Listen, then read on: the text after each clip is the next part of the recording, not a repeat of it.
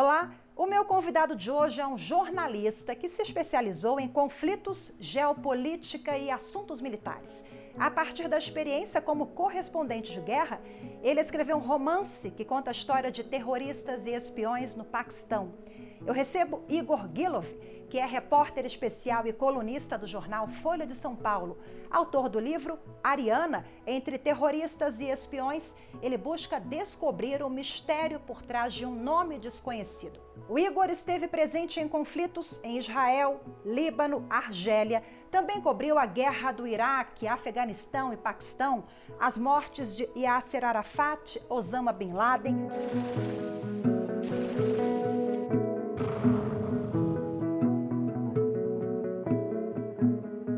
Ele contou os desafios, o medo constante de ser um repórter de guerra, como surgiu a ideia de lançar um romance no Paquistão. Tudo isso no programa Iluminuras, que começa agora.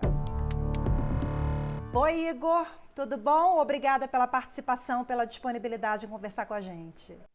Obrigado, eu que agradeço a oportunidade. Bom, Igor, você começou a cobrir guerra muito novo, né, aos 20 e poucos anos. E como é que a sua trajetória nesse tipo de reportagem teve início? Bem, eu comecei a mexer com a área internacional em 1996.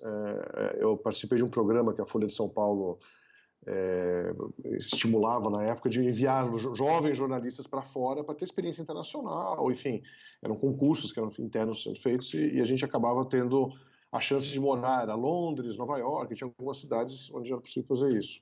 E eu morava em Londres. Então, em março acho que foi março, talvez um pouquinho mais para frente, maio de 96, houve uma guerra, uma das várias guerras entre o Hezbollah do Líbano e o Estado de Israel. E eu fui para lá, porque tinha dado uma grande... Assim, escaramuça sempre houve, mas os israelenses tinham bombardeado sem querer um campo de refugiados da ONU. Mataram 100 pessoas, transformou-se numa grande comoção mundial. Eu acabei indo. E de lá para cá, isso foi um começo meio sem querer, mas não é sem querer. Quem está fazendo uma cobertura internacional sempre está pronto para algum tipo de situação de conflito ou mesmo de guerra aberta mesmo. E a coisa foi evoluindo, o mundo infelizmente piorou, a gente teve aí o 11 de setembro para confirmar tudo, então eu fui crescendo o meu número de oportunidades de fazer esse tipo de cobertura, e a partir de 2001, da guerra no Afeganistão, eu comecei a fazer com uma frequência bastante grande. Existe algum tipo de treinamento militar ou, sei lá, de primeiros socorros? Você recebe esse tipo de treinamento ou você procurou aprender um pouquinho antes de começar a cobrir conflitos? Na verdade, não. Assim, a Folha sempre apoiou muito quem ia para a área de conflito. A gente tinha, no apartamento que eu morava em Londres, tinha um capacete e um colete à prova de balas, que não é uma coisa muito útil, como pode parecer. É só quando você tem uma guerra mesmo, você está em ambiente urbano, não ajuda muito, né?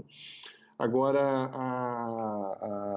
hoje em dia, existe uma indústria praticamente desenvolvida sobre isso. Existem empresas que dão treinamento, a Cruz Vermelha dá treinamento, aquele Médicos Sem Fronteiras dá um treinamento específico na área mais de direitos humanos. Então, existem vários cursos disponíveis. O Exército Brasileiro chegou a ministrar um curso durante um tempo. Agora, quando eu comecei, não era uma coisa digamos, tão conhecida, assim, não tinha tantos repórteres indo para a guerra. Então, eu aprendi um pouco na marra mesmo, assim, a partir da experiência dos colegas mais experientes e da conversa com militares, com o pessoal local, né? Você acaba pegando umas manhas, né? Agora, Igor, você entrar numa zona de conflito assim, desarmado, né? E passando por tudo aquilo, muito jovem quando você começou, deve dar uma adrenalina danada e é preciso ter o emocional, né? Essa parte da saúde mental, ser muito equilibrado. Você fez terapia, como é que foi? Eu faço terapia há bastante tempo já, mas eu não fazia naquela época, eu fui fazer depois. Mas enfim, o fato é o seguinte, nunca você está preparado para o primeiro choque de uma cobertura dessas. Assim, a guerra era uma coisa...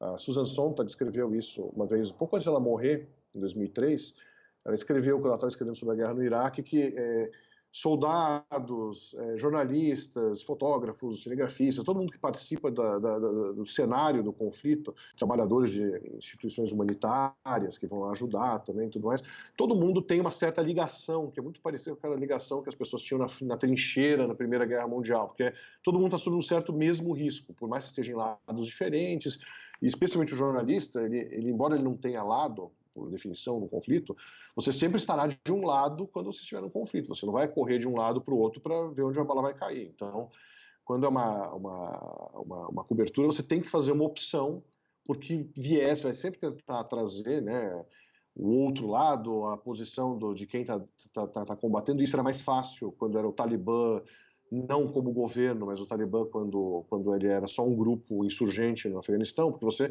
tinha como chegar nele e conversar e pegar as impressões dele. Mas quando era um conflito aberto, quando eu cheguei em 2001, por exemplo, a primeira vez que eu fui, você tinha que ficar de um lado. Então você estava do lado, entre aspas, onde estava recebendo bala do Talibã. Então eu perdi 4 colegas meus nessa experiência, assim, que estavam viajando comigo, foram mortos.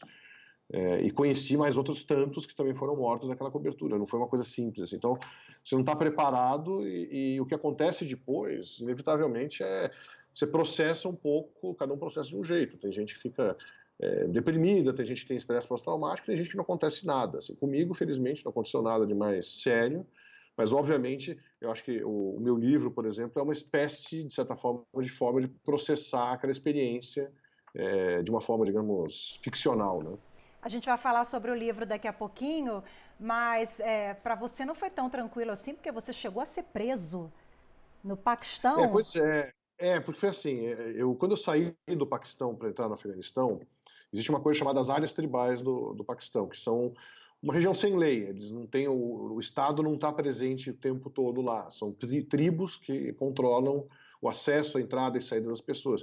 Então, todo mundo, a uma certa altura, quando ficou evidente que o Talibã ia cair pelos bombardeiros americanos em 2001, todos os jornalistas foram para a região de fronteira, a cidade mais próxima da fronteira. E aí você começa a conversar com alguns grupos, que naquela época eram grupos guerrilheiros, agora são grupos terroristas, você sempre escolhe o nome a depender da conveniência política, né? Mas você conversava com eles porque eles iam entrar no Afeganistão assim que fosse possível. Então, era um jeito do jornalista conseguir entrar, porque você não tinha voo, você não tinha como chegar no Afeganistão senão por terra. A guerra ainda estava acontecendo, tudo mais. E foi o que aconteceu. A gente ficou lá, eu fiquei talvez 25 dias naquela ocasião. E ao final, eu estava ficando sem dinheiro. Obviamente não havia cartão de crédito funcionando no Afeganistão. Eles tinham ficado 5 anos, 6 anos absolutamente nas escuras, nas trevas da civilização. Não tinha comunicação direito, tudo mais. E quando eu vi que o dinheiro estava acabando, o único modo de sair do país era com um voo da ONU. Então eu paguei lá um dinheiro para a ONU, voltei, só que havia um problema. Eu tinha saído sem autorização do Paquistão. Eu saí pelas áreas tribais, eu não passei por um posto de fronteira e carimbei o passaporte. E mesmo que tivesse feito isso, eu não tinha o visto de entrada, porque o visto já tinha expirado. Então quando eu cheguei, a primeira coisa que aconteceu quando eu cheguei ao Paquistão, havia um senhor, um coronel do ISI, que é o Serviço Secreto Paquistanês, olhando para mim e falando assim, olha, o seu passaporte fica, você vem, todo mundo foi liberado e eu fui para uma salinha, né? Aí eu fiquei preso lá durante umas 2 horas, talvez sem saber o que ia acontecer. Por sorte, o embaixador brasileiro estava avisado da minha questão e ele estava me esperando do lado de fora do aeroporto, então tinha um apoio consular brasileiro lá. Mas o fato é que eu fui interrogado, eles tinham um relatório com todas as minhas movimentações, com as matérias que eu escrevi. Eu chamava o Paquistão de uma ditadura militar, eles perguntavam por que eu chamava de uma ditadura militar, eu respondi, porque eu estou aqui tendo que responder essas perguntas, né? Enfim, mas foi uma conversa cordial. Lógico, você nunca fica muito feliz quando você está preso num país estrangeiro que é uma ditadura militar. Era uma ditadura militar naquele momento. Hoje em dia não é. Você foi tido como espião em algum momento, ou em vários momentos? Te confundiam como? Isso é uma coisa curiosa, porque existe uma tradição nesses conflitos. As agências de inteligência elas infiltram jornalistas, espiões disfarçados de jornalistas, para basicamente ter informações, que o jornalista ele tem acesso. Eu conseguia, quando eu estava no Paquistão, ou mesmo no Afeganistão depois, você conseguia conversar com o pessoal do Talibã, você tinha acesso às pessoas, e para eles é interessante isso. Então, é uma desconfiança que é normal, todo mundo desconfia, você não sabe exatamente o que está acontecendo, né? Agora, foi uma coisa curiosa que em 2008, quando caiu, mudou o regime no Paquistão, voltou a ser uma democracia, eu tive acesso, eu conhecia uma pessoa que trabalhava nesse serviço secreto, ele me levou até a sede, pude finalmente entrar na sede e tudo mais, e ele me mostrou meu arquivo. Eu tinha um arquivo, e assim, os caras, na minha primeira ida em 2001, eles tinham me seguido o tempo todo, tinha uma espécie de um registro de tudo que eu tinha feito e não feito, com quem eu tinha encontrado, com quem eu tinha almoçado, com quem eu tinha jantado. Foi muito interessante, assim, ver. E, enfim, um pouco Assustador, assustador, né? É um pouco assustador. assustador, mas assim, você parte do princípio que isso está acontecendo, é que nem a gente partir do princípio hoje que estamos sob vigilância eletrônica, sob grampo, coisas assim. Você trabalha achando que pode acontecer alguma coisa. Parece que o Paquistão foi o lugar que mais te marcou, você gosta muito do Paquistão, tanto que o seu romance, Ariana, se passa justamente nessa área de conflito do Paquistão. Conta pra gente como é que surgiu esse romance, você já pensava nisso durante as coberturas, ó, preciso colocar isso no papel? Não, essa foi uma coisa engraçada, porque eu tinha como todo jornalista, acho que tem uma certa pretensão de querer produzir alguma coisa que não seja jornalismo, né? Mas ao longo dos anos eu tive alguns convites para fazer livros-reportagens sobre a minha experiência como correspondente de guerra, ou enfim, alguma coisa específica, sei lá, a morte do Yasser Arafat, ou a morte do Papa João Paulo II, coisas que eu cobri que eram eventos que mereceriam talvez alguma coisa mais aprofundada, além de só uma reportagem. Mas eu sempre resisti um pouco, eu tenho um pouco de preconceito, é engraçado isso, com o formato livro-reportagem. Eu não gosto muito, eu acho que você tem que tentar fazer o melhor possível na reportagem. Embora é óbvio que o formato é super interessante e tem uma possibilidade de você estender e aprofundar muitas coisas. Assim, mas eu sempre tive um pouco de preconceito pessoal. E num dado momento eu decidi que era hora de colocar no papel, talvez seja um processo analítico aí, como a gente tinha falado antes, eu decidi colocar no papel muito do que está lá aconteceu, muito poderia ter acontecido. Acho que essa é a tônica do romance. Ele não é um romance meramente idílico, ele é quase, na verdade, uma reportagem nesse sentido, porque ele mostra coisas que acontecem, ele tem muitos dados, ele trabalha com a realidade geopolítica da época e tudo mais, mas com aquela possibilidade, com a liberdade que a ficção te dá, de você ser livre na forma de escrever, de você tentar adentrar, dar densidade psicológica para os personagens que invariavelmente você não consegue dar numa reportagem. Reportagens são coisas rápidas, são coisas feitas. Dificilmente você tem uma reportagem muito aprofundada, tudo mais, do ponto de vista psicológico, né? Agora, olha só, Ariana entre terroristas e espiões, é o nome do teu livro. Ele busca descobrir o mistério por trás de um nome desconhecido. É a editora Records? Isso, Record. Isso. E o romance conta a história de Mark, que é um jornalista brasileiro, radicado em Londres. É o Igor? Tem um pouquinho do Igor? Não, um pouquinho vai sempre ter. Acho que qualquer livro carrega um pedaço do autor nele, assim. E até pela obviedade do perfil do protagonista, muita gente acha e muita gente não gostou do que leu, né? Porque, obviamente, ele não é uma figura exatamente heróica, ele está mais para um anti-herói, ele tem várias opiniões polêmicas, é uma figura meio... A vida pessoal dele é uma desgraça, enfim, é tudo meio complicado. Agora, acho que é inevitável que como eu busquei muito verossimilhança no que eu descrevia, é inevitável que a experiência que eu tive marcou e pautou muitas das ações do protagonista. Mas certamente eu não vivi metade do que ele viveu, isso eu posso dizer. Agora, ele busca descobrir um mistério, né, por trás de nome desconhecido. Que mistério foi esse? Ele descobriu? Adianta um pouquinho pra gente. Então, o mistério, na verdade, é um livro, que na verdade não é um livro, é uma agenda ou um caderno de anotações, como você queira chamar, um diário, de uma menina chamada Ariana. Porque Ariana é um nome, na verdade, não é um nome comum no Afeganistão, no Paquistão, é um nome comum no Afeganistão, mas aí o livro explica por que chegamos a esse ponto. E esse caderno foi encontrado no meio de houve em 2015 um grande terremoto no Paquistão. Então, todo jornalista estrangeiro, exceto que ele seja fluente em Urdu, que é a língua do Paquistão, você vai precisar de alguém para te ajudar lá. Por mais que todo mundo fale inglês, ou quase todo mundo, por causa da colonização britânica, é um país que para você entrar nos meandros e conversar com as pessoas, você precisa ter alguém te ajudando. Então, existe a figura do fixer, que é o faz tudo, digamos assim. O cara que ele é geralmente um jornalista local, que ele trabalha contigo e ele te ajuda com toda a logística, de conseguir entrevistas, conseguir contatos, personagens, tudo mais. Isso era muito mais importante ainda numa era pré-internet como nós conhecemos, porque você precisava de pessoas que, de fato, conhecessem a realidade e tivessem telefone das fontes e tudo mais. Então, o que aconteceu é que, na realidade, um fixer meu, que trabalhou comigo durante 10 anos no Paquistão, ele encontrou exatamente esse caderno quando ele cobriu esse terremoto. Isso em 2015. E ele me contou essa história e ficou por isso. Eu falei, mas você pegou o livro, o caderno, né? Você fez alguma coisa? Não, imagina, tinha sangue, eu não ia mexer naquilo. Aí eu fiquei com aquilo na cabeça. Eu podia fantasiar um pouco o que seria se aquele pedaço de papel, na verdade, fosse um grande segredo. E aí se revela um grande segredo ao longo da trama, envolve armas nucleares, enfim, vira uma coisa meio, sai de proporção até. Mas sempre sem perder um pouco essa, ou pelo menos eu tento não perder essa dimensão mais humana dos personagens envolvidos. Assim, a menina, por que o caderno foi parar lá, onde ela estava, qual a relação dela com a trama, sempre tem uma coisa que volta um pouco.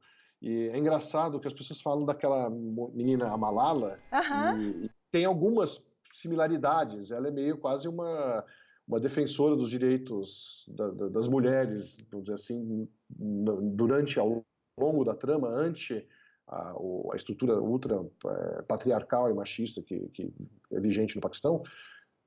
Então ela mantém uma altivez muito grande, mas assim, obviamente, a Malala nem existia no nosso vocabulário quando esse livro foi escrito, então é uma curiosidade só. Esse livro foi de 2000 e... Eu editei em final de 2015. Igor Gilov, eu vou pedir uma pausa rapidinha aqui da nossa conversa, que a gente vai fazer um pequeno intervalo. Você continue com a gente, daqui a pouco tem mais entrevista com o Igor, que é autor de um romance que se passa no Paquistão. Até já!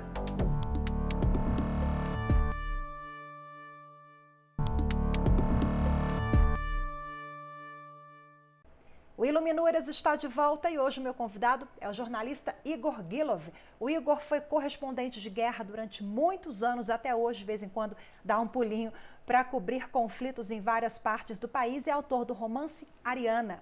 Igor, vamos voltar à nossa conversa aqui. De 2003 até os últimos anos, você ficou na ponte aérea aí, você ia e voltava. Na verdade, eu voltei mesmo ao Brasil em 97. Só que eu ficava muito viajando. Era uma época que eu estava viajando muito, até que eu voltei para ocupar cargo de chefia no jornal. Enfim, acabei tendo que sair um pouco dessa coisa de reportagem. Mas enfim, em 2000, eu continuei fazia esporadicamente. Então, havia a eleição na Rússia, eu ia para a eleição na Rússia, uma área que eu cubro há bastante tempo também. Houve mais um conflito na Argélia, eu consegui cobrir também. Mas aí, em 2001, eu era chefe da agência Folha, no jornal, que é uma unidade que cuidava dos correspondentes internos do jornal, quando teve a guerra, e eu acabei indo e recomecei com um pouco mais de intensidade. Em 2003, eu vou para Brasília. E em Brasília, eu chefei a sucursal do jornal durante até 2016, durante 13, quase 14 anos. Essa experiência não me impediu de continuar indo de vez em quando. Então, sempre que tinha alguma coisa, eu acabava indo. Então, eu fui várias vezes para fora. Então, eu ia e voltava. Tinha uma carreira meio, uma vida dupla, vamos dizer assim. Ô Igor, você é um profissional super experimentado nessa área, né, de conflitos, de guerras e tal. E boa parte do que você viveu está no livro? E os personagens, eles vão se reconhecer? Você mudou os nomes, né? São fictícios, mas a pessoa, esse cara que te ajudava lá, por exemplo, ele vai identificar no livro que é ele? Essa é uma coisa complicada, porque eu coloquei com o nome dele, inclusive. Só que, assim, ele é muito diferente da realidade. Ele tem pouco a ver com a realidade. Ele é muito modificado. Ele não é o que se apresenta no livro, um cara que tem até uma conotação heróica e tudo mais. Não, o meu fixer era um cara super legal, meu amigo até hoje. Ele teve um problema sério no país, ele foi torturado pelo governo, numa certa época, ele teve que fugir para a Suíça, fugir com a família. Eu até ajudei ele com uns trâmites burocráticos na época, um cara super bacana, está lá trabalhando na Suíça, criando a família dele, está super feliz. Mas ele tem pouco a ver com a realidade. Agora, tem vários personagens que eu conheci, pessoas que eram, se não idênticas, eram muito parecidas no discurso, na psique toda, né? Quais são as suas referências? Você buscou autores? Olha, eu nunca fui um leitor, nunca li livro de espionagem, não é uma coisa que me interessa. Eu já li Le Carré, eu acho interessante, tudo mais, Graham Greene também, mas não é algo que eu tenha do lado da cama para dormir. Né? Nunca foi meu forte, assim. Eu gosto mais de autores mais clássicos e alguns caras cuja narrativa me interessa. O Sándor Márai, que é aquele húngaro que da segunda metade, da metade do século XX. Eu gosto muito do W.G. Sebald, que é um alemão também que morreu muito cedo, era um cara que certamente teria sido prêmio Nobel, tudo mais. Ele é um autor brilhante e eles têm uma estrutura narrativa um pouco fragmentária que me interessa. Que obviamente não dá para você fazer um thriller de espionagem com uma estrutura fragmentária, mas você pode inserir nos diálogos, você pode inserir Então tem um pouco de inspiração nesses caras que eu gosto, todo mundo te influencia de uma forma ou de outra. E foi o que você fez, né? Você foi inserindo isso na obra. Exato, porque senão seria um livro muito mais de reportagem ou de história do que de ficção. Então eu tentei ganhar o ritmo de ficção na narrativa mesmo. Bom, eu falei agora há pouco tempo que Paquistão, né, você tem uma relação muito especial com aquela região, mas você consegue elencar quais os conflitos, quais as coberturas que foram mais importantes ou o que te marcou? Porque você fez muita coisa, né? Imagino que é difícil você apontar o que foi mais importante. É difícil, mas assim, vamos lá. Eu acho que a guerra de 2001 do Afeganistão, ela foi muito marcante porque ela foi uma experiência completa do ponto de vista... fiquei muito tempo, fiquei quase 45 ou 50 dias fora do país, cobrindo, e eu tive, enfim, aconteceu de tudo. Teve a tensão de ir para a guerra e de voltar, vamos dizer assim. E era uma guerra, não era... Era muito diferente em 2009, que eu acho que fiz uma cobertura que até ganhou um prêmio do jornal, tudo mais, que era muito boa, mas ela talvez ela fosse menos aventureira, digamos assim, porque eu já tinha experiência prévia. Quando eu fui em 2001 não tinha experiência, então o impacto emocional, tudo mais, eu acho que foi muito maior. A cobertura de 2009, que foi no Afeganistão e no Paquistão, ela foi melhor jornalisticamente falando, ela é mais completa, ela é mais estruturada, eu já conhecia melhor a região, tive acesso a mais fontes, era mais interessante nesse ponto de vista. E um episódio que talvez eu possa citar como um episódio único, aí não é uma cobertura, é um episódio que foi o enterro do Yasser Arafat. Foi uma experiência... até hoje, eu tive poucas experiências parecidas do ponto de vista de como foi difícil cobrir aquilo naquele momento e traduzir o impacto emocional do que estava acontecendo à minha volta. Assim. E Bin Laden também, você fez a cobertura, né? Ou você voltou para o Brasil e foi correndo para lá, como é que foi? Isso foi uma coisa curiosa. Eu estava em Roma para acompanhar a beatificação do João Paulo II. Não era a santificação ainda, era a primeira etapa. Isso foi em 2011, né? E aí, no último dia, quando eu ia pegar, enfim, acordar e pegar meu avião e ir embora, vem a notícia do Bin Laden. Aí, obviamente, em vez de ir para o aeroporto, eu fui até a embaixada do Paquistão em Roma, que obviamente não me atendeu, não tinha nenhum motivo para isso, assim, não atendeu ninguém, aquela confusão. Daí eu falei, olha, gente, eu acho que eu tenho mais chance de conseguir o visto no Brasil. Eu voltei, porque eu conhecia o pessoal da embaixada. Então, eu voltei, eu peguei o visto, demorou quase uns 4, 5 dias. Foi uma coisa meio difícil naquele momento, porque o país todo estava sob pressão, porque haviam matado, era incursão americana no território deles e tudo mais. E depois eu fui. E foi outra experiência super legal, assim, porque era aquela coisa de a história acontecendo na tua frente, né? Mataram o Bin Laden, né? Não é qualquer coisa, né? Você encaminhou algumas fotos pra gente, tem fotos muito bacanas. A primeira, o Repórter na Estrada, ali em Cabul, Afeganistão, em 2001. E aí depois você manda outra em 2009. Eu queria que você falasse um pouquinho sobre momentos bem marcantes ali, que mostra exatamente o que você viveu. Acho que o medo era constante também. É engraçado, assim, quando você pega as fotos de 2001, eu estou um pouco mais... Eu me reconheço mais sobressaltado, vamos dizer assim, né? Estou um pouco mais assustadiço, assim. Agora, as mais recentes eu já estou mais relaxado dentro do possível, que você pode relaxar num lugar desses, né? Agora, eu tiro muito pouca foto, e essa é uma época pré-selfie, né? Não tinha celular, tirando foto, mas agora, claro, você vai para qualquer cobertura, você faz tudo com o seu celular, você resolve tudo. Naquele momento era mais selvagem a coisa. Então tem poucas fotos, mas todas elas traduzem um pouco o momento meio de preocupação específica. Acho que a primeira foto que está colocada aí, ela é quando eu estava na estrada indo de Jalalabad, que é uma cidade no meio do Afeganistão, já dentro da fronteira, para Cabul, quando o Talibã estava caindo em Cabul, ele não tinha caído totalmente. Foi nessa viagem que os meus amigos foram mortos. Então é uma coisa meio... Eu estava claramente não muito feliz com aquela tensão toda, né? Tem uma foto aqui, né, crianças refugiadas na área tribal ali do Paquistão. Você teve um envolvimento até emocional com crianças, com vítimas? Olha, eu vi muita gente em situação muito difícil ou morta mesmo, né? Enfim, eu vi atentados, eu vi bombardeio, eu vi várias coisas. Uma vez eu escapei de um atentado por questão de meia hora, que era no lugar onde eu ia. Então eu cheguei lá, tá tudo destruído, gente morta no chão, tudo mais. Então você acaba se dessensibilizando um pouco em relação a tudo isso. Essa foto das crianças, os refugiados são parte integral de qualquer conflito, né? E lá é a região que tem mais refugiados no mundo, assim, é uma coisa gigantesca, assim, claro, tem grandes movimentos no Myanmar, no Sudão do Sul, tudo mais, mas lá é uma região que há muitos anos tem milhões de refugiados. Eles fugiram das guerras desde a época da guerra dos soviéticos contra os afegãos, em 79, enfim. Tem gerações de pessoas que nasceram em campos de refugiados. Então é muito triste, porque são crianças que se você olhar a foto, elas estão um olhar perdido, elas não estão ou olhando para o nada ou olhando com uma certa raiva. O que esse cara está fazendo aqui tirando foto? Me ajuda, né? O que está subliminar lá não tira foto, me ajuda. Isso é uma coisa complicada para o jornalista, né? Porque a gente não está lá para ajudar. O jeito de ajudar uma criança no conflito ou coisa e tal é você fazer a descrição mais correta do que está acontecendo, do drama que está acontecendo, tudo mais. Acho que chamar a atenção do mundo, como se diz, né? Como é que você acha que é a política aqui do Brasil de receber esses refugiados? Eu acho que teve um período que nós avançamos um pouquinho, houve um retrocesso. Como é que você avalia?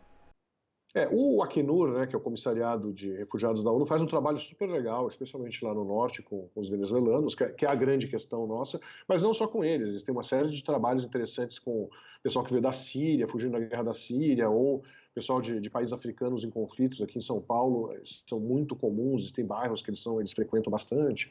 Eles fazem um trabalho super legal, mas assim, claramente é uma questão de espírito do tempo, né? Assim, as pessoas são mais ou menos abertas ao problema dos refugiados, do ponto de vista de governo, né, a depender muito do que os governos pensam, né? Então, claramente, esse é um governo que tem um interesse muito baixo nos refugiados, embora, claramente, no caso das Forças Armadas, o Exército é quem comanda aquela chamada Operação Acolhida. Eles têm uma grande experiência em trabalhar com o pessoal, com os refugiados venezuelanos.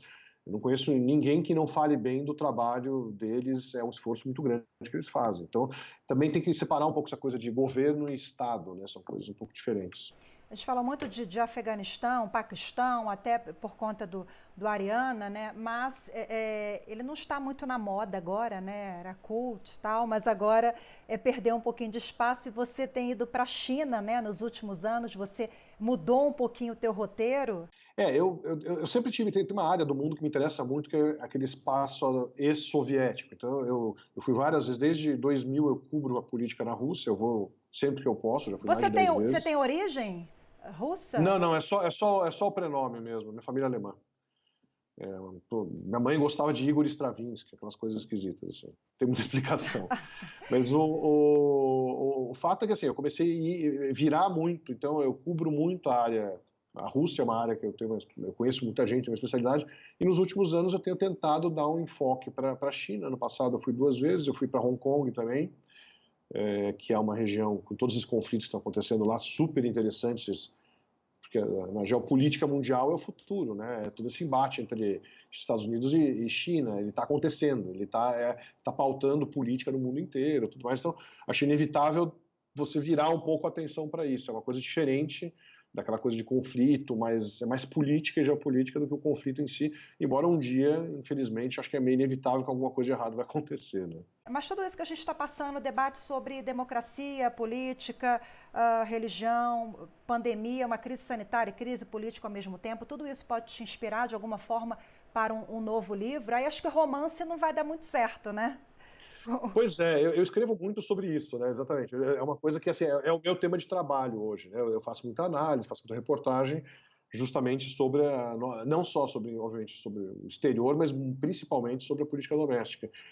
E eu acho que é muita informação, então dizer que nunca vai acontecer, eu de repente inspirar, tentar contar essa história lá um pouco mais para frente, tentando dar um olhar diferente, eu acho que é quase bem possível, porque de 2013 para cá você tem uma convulsão que atingiu as pessoas pessoalmente, né? Uhum. Todo mundo é atingido no nível pessoal, então isso inspira umas ideias, né? Isso quer dizer que você pode se render a um livro-reportagem? Não, acho que não. Acho que está mais para um romance mesmo. Mas É, vamos né? ver. Vamos ver. Porque, assim, a verdade é, eu escrevi tanto sobre isso ao longo dos anos que teria que ser uma espécie de um compilado de tudo que eu escrevi e tentar dar uma forma diferente. É uma possibilidade. Tem muita gente que faz isso, né? Coletânea de artigos e tudo mais. São possibilidades colocadas. Hoje, assim, eu tenho tanto trabalho que eu não consigo nem pensar nisso, na verdade. Bom, a gente já está observando a reabertura em alguns estados, mas tem muita gente ainda cumprindo a quarentena à risca desde março, quer ler alguma coisa para distrair, ou então pode aproveitar o momento, né, para colocar a leitura em dia. O que você indica? Olha, eu acho que assim, você tem algumas coisas legais. Se quiser fazer uma referência, digamos assim, ao que é o momento atual, essa coisa, entender a questão mais histórica das pandemias, tem um livro brilhante que chama Armas, Germes e Aço, que é do Jared Diamond. É um livro já um pouco antigo, mas ele já foi reeditado, então ele é disponível para compra. Que é um livro que ele conta como que não só os conflitos, mas principalmente as pandemias ao longo da história, elas mudaram, fizeram ascender e cair civilizações. São coisas super bacanas. É um livro muito bom de ler para tentar se situar nesse momento. Do ponto de vista mais, se quiser um pouco refrescar a cabeça, eu nunca fui muito bom de leituras leves, né? Então não funciona muito assim. Mas eu recomendaria qualquer romance do Sandor Márai. Eu começaria pelo Divórcio em Buda, que obviamente até pelo nome não é exatamente um livro feliz ou legal, do ponto de vista de leveza, mas ele é tão bem escrito, ele é tão interessante, ele vai tão fundo em minúcias da psique humana que eu recomendaria bastante a leitura dele. Assim. E Ariana, Igor Gilov, você tem é, um é livro aí? fazer, Mostra pra gente, propaganda. pega o livro. Não é feio não, porque a capa é muito bacana e também tem tudo a ver com o que a gente está vivendo. Indica também o Ariana, Igor?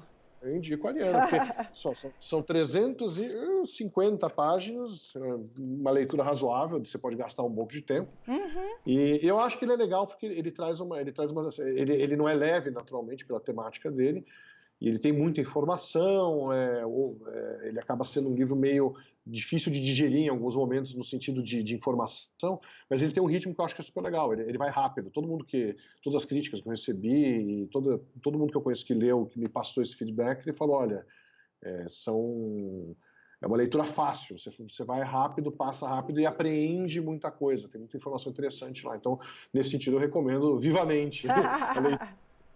E o romance tem isso, né? Você vai se envolvendo e tal. É uma obra robusta, mas quando você vê, já acabou e quer ler tudo de novo.